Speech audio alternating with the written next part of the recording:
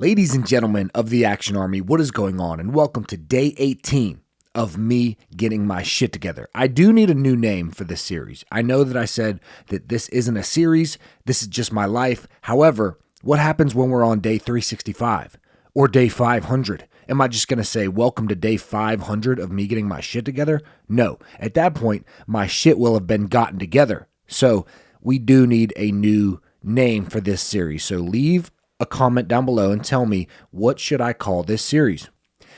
Anyways, today is a minor workout session. I'm not going to take too much of your time. However, if you have a day off or a day in between high intensity days, if you have a low intensity day and you need some recovery work, you can do this as well. And this will help you feel a bit more recovered.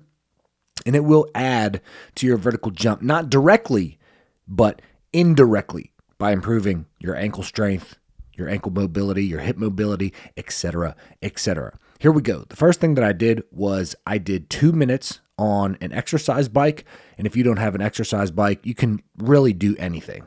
Let me think. If I didn't have an exercise bike, I would probably do Poliquin step-ups. I would do some sort of step-up or some sort of quad exercise, and I would get blood flow to my quads. Okay, so it has to be low intensity, but it has to be high in duration. But you can really do anything just to warm up. I superset these with 3 sets of 45 seconds of, actually I did 60 seconds.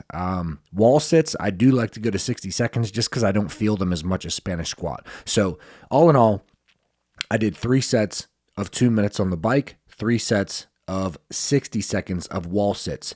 And then I rolled my feet. So basically foam rolling for the bottom of your feet. I don't do this all the time, but it is good to do here and there. And my feet, actually, sometimes they'll hurt, especially if I play basketball. So I like to roll my feet whenever I feel like my feet need rolled. I guess that's not the most scientific advice, but that is just what I do. And I use my dog's toy to roll the bottom of my feet. So yeah, there's that. The next thing that I did was foam rolling. And I like to do foam rolling first. Foam rolling isn't going to be a secret key to your bounce. However, if you're going to do some mobility or you're going to do some static stretching, then it is good to do foam rolling because foam rolling will increase your mobility for the time being. So it's a good thing to do before any mobility workouts or even before if you're going to do some stretching, some yoga, anything like that. So I did 5 minutes of foam rolling.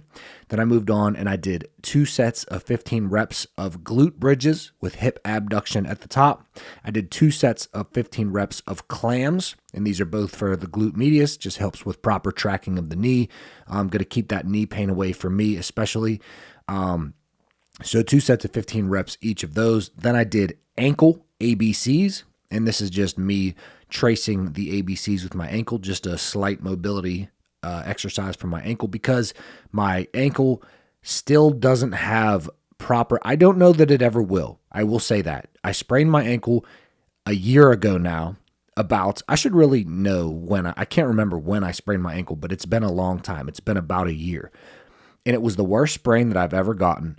And my mobility still is not the same. My ankle dorsiflexion is nowhere near as good as my right ankle, which is my ankle that I did not sprain, my healthy ankle.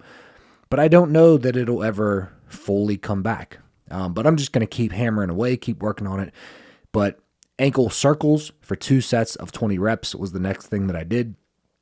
Then I did a hip mobility pyramid, and I've explained this before, but essentially I pyramid from 1 rep all the way up to 5 reps, and I do a few exercises. I do a hip swivel, then I do a shin box rotation, then I am in a 90-90 position with a leg lift, then I'm in a 90-90 position and I do a leg lift and I hold it for 5 seconds, and then I'm in a 90-90 position and I press my opposite knee into the ground for 5 seconds. So I pyramid from 1 to 5. These are what I do.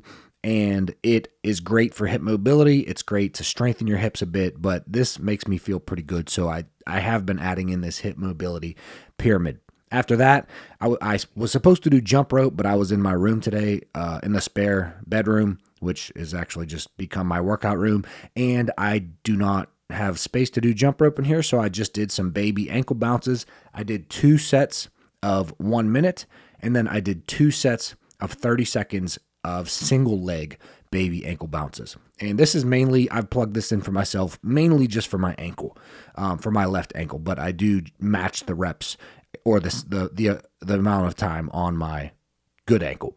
Then what I did was, I actually don't have this on camera, but I went downstairs and I did 3 sets of 10 reps of standing dumbbell calf raises with 70 pounds. So take that for what you will. I actually did not take the camera all the way downstairs with me. I should have. I really should have, because I need to show you guys every single thing that I do so that when I'm bouncing, you guys can say that I showed you everything and I did not hide any secrets. So I did do some standing dumbbell calf raises, 3 sets, 10 reps, 70 pounds, something just kind of slight.